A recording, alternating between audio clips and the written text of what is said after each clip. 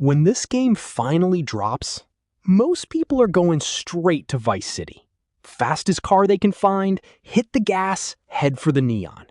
I get it. That's what the trailers are selling. But if you actually want to understand why this map is going to be a masterpiece, you need to turn the car around, drive about 2 hours inland, and check out a town called Ambrosia. No beaches, no tourists, just a sugar corporation, a biker gang, and a whole lot of corruption. Let's get into it.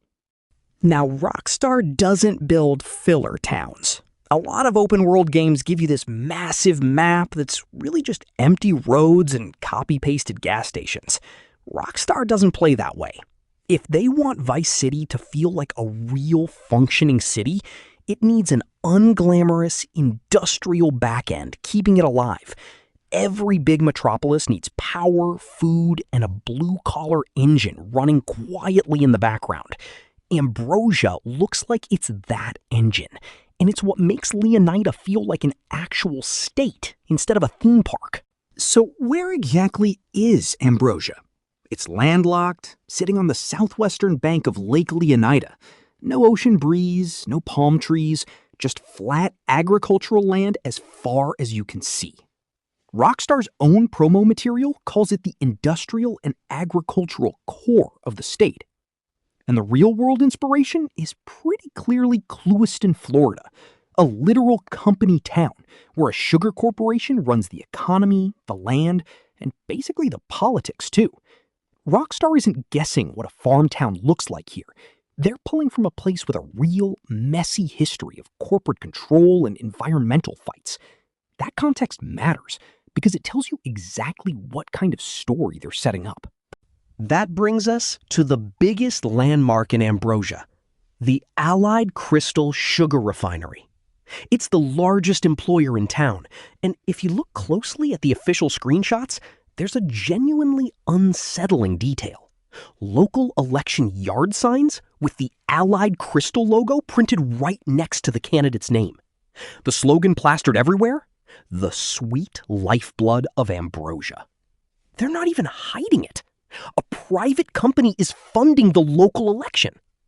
Allied Crystal controls the jobs, the land, and now apparently the people writing the laws. I bet this becomes a real subplot, not just background flavor. Sabotaging rival trucks, burning fields, manipulating the books. This refinery is shaping up to be a major source of high-risk criminal work for Jason and Lucia. But a corporation exploiting a workforce doesn't work without someone filling the vacuum underneath it. That's where the final chapter MC comes in, the local biker gang.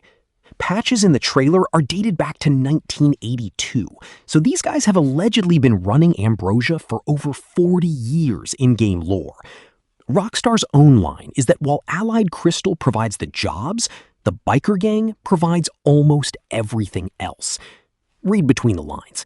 That's gambling, smuggling, narcotics, protection, the whole underground economy.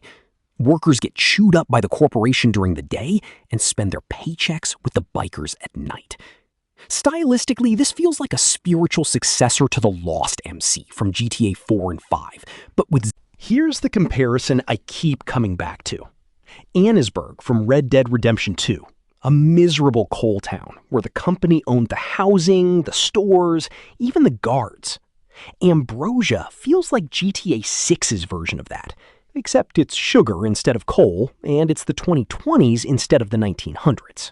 Compare that to Sandy Shores in GTA 5. It tried to give off that same rural outlaw vibe with the meth trailers and desert heat, but honestly, it never felt like a real functioning town. Just Trevor's backdrop. Ambrosia looks like Rockstar taking everything they learned building Red Dead 2's world and finally giving the countryside a real economic reason to exist. So what could this actually mean for missions? Ambrosia sits right on Lake Leonida, so water-based smuggling runs through the swamp are a real possibility. We've already seen airboats in the trailers. There's also a screenshot of a field on fire with a crop duster overhead, and Rockstar already built field sabotage mechanics for the tobacco missions in Red Dead 2. Bring that tech into GTA 6, and you've got crop sabotage, corporate dirty work, and biker gang missions all rolled into one region. At the end of the day, Rockstar didn't build Ambrosia to wow you with neon and supercars. They built it for realism, for lore, and for gameplay you can't get anywhere else on this map. Let me know down in the comments what you think is going to happen here. Next up, I'm breaking down Port Gellhorn, so keep an eye out for that. Appreciate you watching. See you in the next one.